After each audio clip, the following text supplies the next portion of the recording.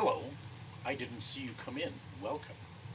I'm Thak from Thak Ironworks, and welcome to this video. This is the Hobbit Hole, and we're several videos deep into the series already, but I've had a lot of inquiries as to how the actual construction started and went about on this whole thing. What's actually underlying all this rock here? How did this come about? So following what my little chat here, we're going to do a little slideshow of kind of the early years. I guess this was, we are September 2022 right now. I started this, would have been 2020, say June 1st, 2020. So a couple of years into this whole project and well over 1,000 hours spent on this. A lot of that last summer on the stonework here. So anyway, this is where we're at with it, and as far as a series for the channel, one of the projects is the fireplace here, and so far we've already done the crane, the trammel, the cauldron, the ladle, and I still want to do some andirons and possibly a fire back, so there's things there. I also want to do some braziers right there where Eric is standing for coming into it, and then possibly some torches. So lots of ideas for ironwork there. Of course, the door is the central figure here, and we have the interior of the door here with the hinges. Victoria from Ukraine, who helped me designing this, and then of course Casey, who did the lock and did the exterior hinges. So there we've got our door, 3 inches of cedar, so a pretty substantial door with a working lock. I won't show you that right now, we've covered that in other videos.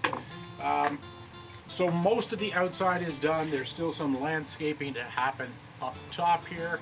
But let's go inside. That's where some of the cool stuff is.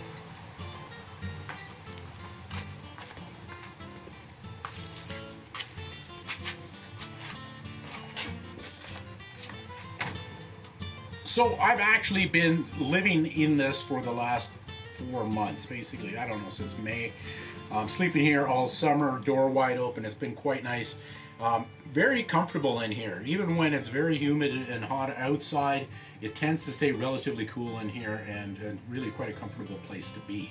So built myself a bed. I've got a cedar chest here, which I'm going to do some ironwork on. Also on the bed, I'm going to do a headboard. Already had Victoria from Ukraine help me design another Art Nouveau piece, and I'm very excited to get onto that. Just haven't had time to do that, but that's coming up as well. So it's quite cozy in here. I really quite enjoy living here. On the other side of the room, I've got a fireplace. So as the weather starts getting colder, I can turn on this electric fireplace here, and it heats it up. I've had it heated in the winter time, and it actually heats it up to a decent room temperature. Works quite nicely. Now you might be noticing there's something kind of ugly over here. This is a very special feature, which I'm going to show you now. So there is an elaborate mechanism here, and I hope this works. Something that I still haven't fully worked all of the bugs out, but I think I'll get you to step back, Eric, and get a bead on the fireplace, if you will. Now I'm just going to pull the pin here.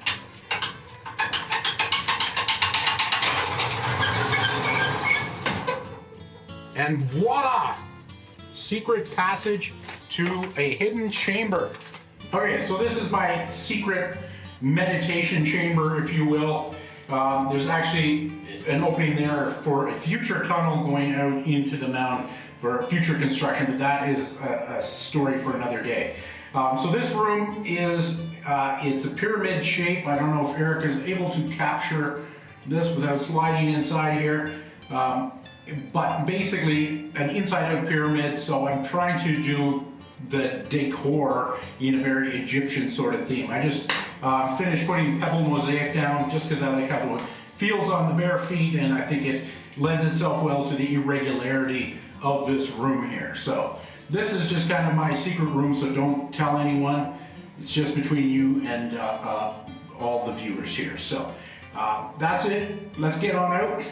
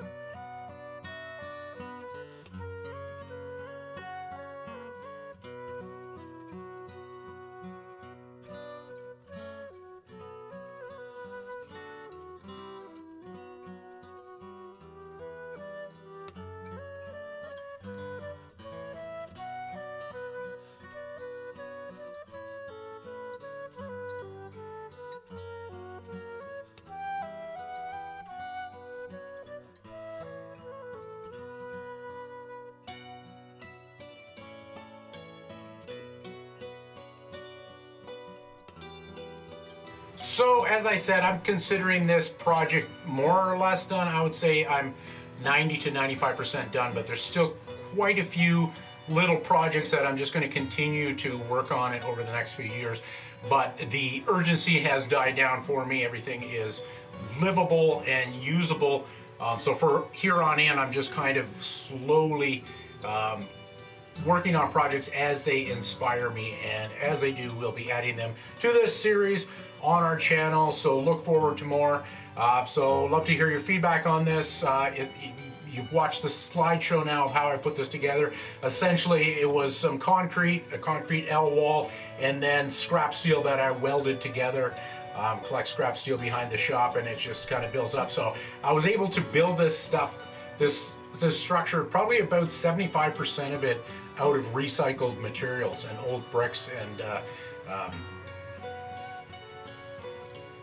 cinder blocks, you know, whatever I could find, and it's kind of scrounged together. And then I didn't actually lay out any real money until I actually bought the stone to face the entire thing. But this is a powerful structure. Walls are several feet thick. So that's it for now. Let me know what you think. Give me a thumbs up. Please subscribe. You know what to do. I will see you in the next video. Thak out. See ya!